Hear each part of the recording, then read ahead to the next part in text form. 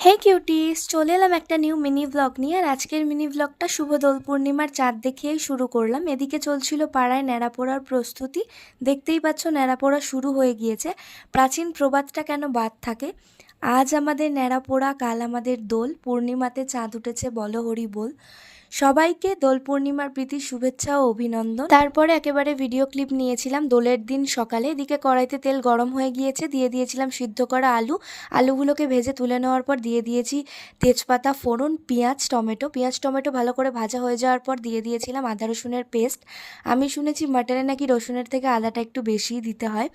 তারপরে দিয়ে দিয়েছিলাম এদিকে রেগুলার মশলা, মানে জিরে গুঁড়ো, ধনে গুঁড়ো, লঙ্কার গুঁড়ো, হলুদ, সব কিছু ভালো করে কষিয়ে তেল ছেড়ে দিলে দিয়ে দিয়েছিলাম সিদ্ধ করা মাটন আর ভেজে রাখা আলু।